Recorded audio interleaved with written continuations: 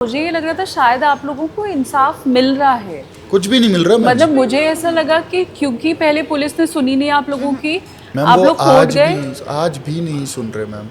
आज भी कुछ कोई भी किसी भी डिपार्टमेंट से कुछ भी नहीं है मैम। मतलब जांच शुरू हुई है या नहीं वो भी मैम, नहीं हुई है? नहीं। नहीं हुई है, किसी तरह की कोई जांच नहीं हुई, कोई कोर्ट भी के नहीं। आदेश के बाद भी जांच कुछ भी नहीं नहीं है शुरू मैम। हुई है। कुछ बाकी भी बहुत नहीं। सारे इंपॉर्टेंट काम है ना मैम उनके पास करने के लिए। आलू प्याज के रेट ठीक करने हैं, एयरपोर्ट पे समोसा कितने में बिकेगा वो कितना बड़ा मुद्दा है मैम। हमारे बच्चे ही तो नहीं मिल रहे, क्या हो गया ये फिर? कोई मुद्दा थोड़ी ना मैम। किसी पेट्रोल में नई कितना जगह का गन्ने का रस मिलाया जाएगा, ये देश का मुद्दा है। किसी के बच्चे चेंज कर दिए गए या फिर किसी बच्चों के माँ बाप छीन लिए गए, ये कोई मुद्दा थोड़ी ना। ये तो बहुत छोटा मुद्दा है। इसके लिए इनोग्रेशन क्यों करनी है लोग मैम। करेंगे? जितने बड़े बड़े लोग हैं, अथॉरिटीज़ हैं, नई नई जगह की इनोग्रेशन करनी है, कहीं और बहुत सारे काम है, मीटिंग्स हैं, चाय कॉफ़ी पीनी है।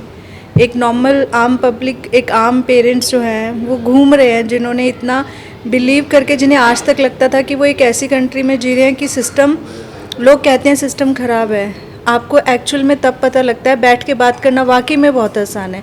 जब सच में आपके ऊपर कोई मुसीबत आती है ना और आप उस सिस्टम के आगे जाते हैं हेल्प मांगने के लिए और आपकी हेल्प नहीं होती, तो पता लगता है मैम कि सिस्टम कितना अच्छा है।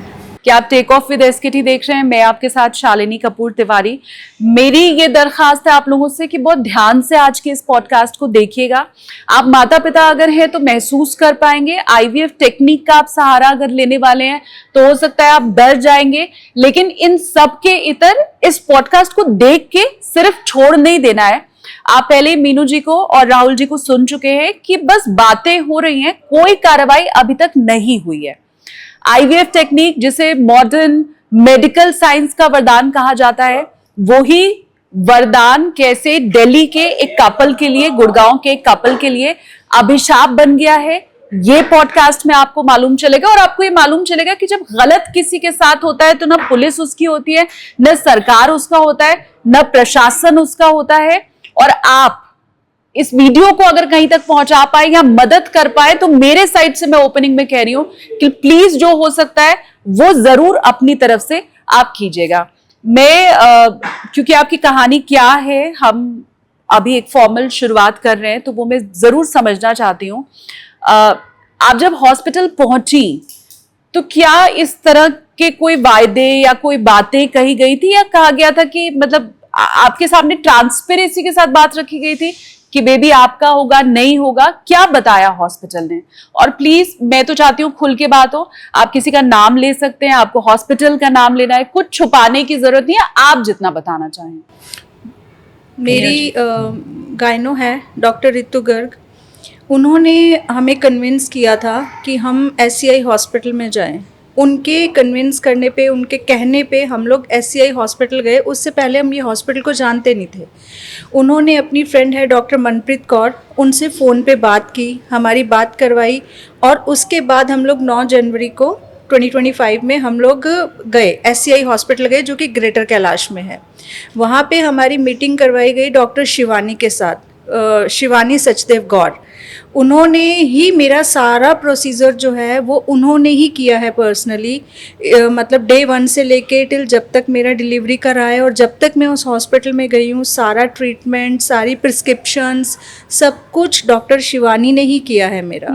और पहले दिन जब हम गए तो उन्होंने जो एक नॉर्मल मेडिकल हिस्ट्री लेते हैं आपका, जो भी उन्होंने मेरे से पूछा, उसके बाद मेरे और हस्बैंड के ब्लड टेस्ट करवाए, इनका सीमेन टेस्ट करवाया, उसके बाद reports I. She was very happy कि आप लोगों को तो कोई भी ऐसा सच प्रॉब्लम नहीं है, एज भी इतनी ज़्यादा नहीं है, आप इजी कंसीव कर लोगे, और ठीक है हम लोग प्रोसीजर स्टार्ट कर देते हैं। इवन मेरे हस्बैंड ने बोला कि मैम अगर टाइम चाहिए तो हम लोग थोड़ा और वेट कर सकते हैं, टाइम ले सकते हैं। नहीं, टाइम की कोई ज़रूरत नहीं है, एवरीथिंग इज़ लुक्स गुड, तो हम इसमें आगे कंटिन्यू इसको कर सकते हैं।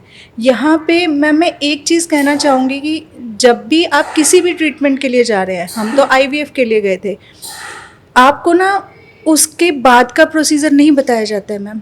आपको जो बताया जाता है यही बताया जाता है कि जो हमें पता था, जो हमारी नॉलेज थी, हमें ये था कि मैक्सिमम क्या रहेगा कि आपके 10 या 11 दिन के जो इंजेक्शन्स रहते हैं तो हमें भी उतनी ही नॉलेज थी कि 10 या 11 डेज़ या 12 डेज़ का जो एक टाइम पीरियड रहता है इंजेक्शंस का, वो दिए जाएंगे।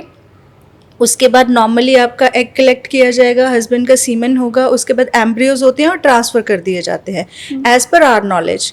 उसके बाद ये चीज़ रही, बट जो मेन प्रोसीजर स्टार्ट हुआ मैम, वो उसके बाद जो एक्चुअल पेनफुल प्रोसीजर है, जो किसी भी विमेन जब आप एक ट्रीटमेंट के लिए जाते हो, कंसीव करते हो, जो उसके बाद का पीरियड रहता है मैम, वो एक्सेस में ही पेनफुल प्रोसीजर है।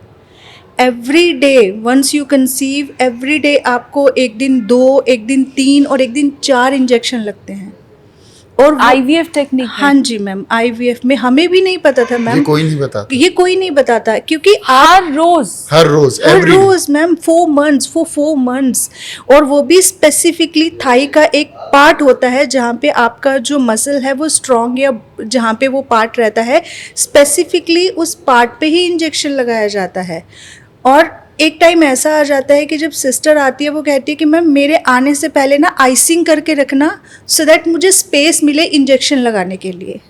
मैम तो वो जो पूरा प्रोसीजर है वो इतना पेनफुल रहता है, ये तो नहीं बताया गया। आपको क्या लगता है कि आप गए 10-12 दिन का इंजेक्शन, हर मदर खुशी खुशी ले लेगी कि हाँ ठीक है कोई बात नहीं, लेकिन जो उसके बाद का प्रोसीजर है मैम, आप छोड़ नहीं सकते ना बीच में।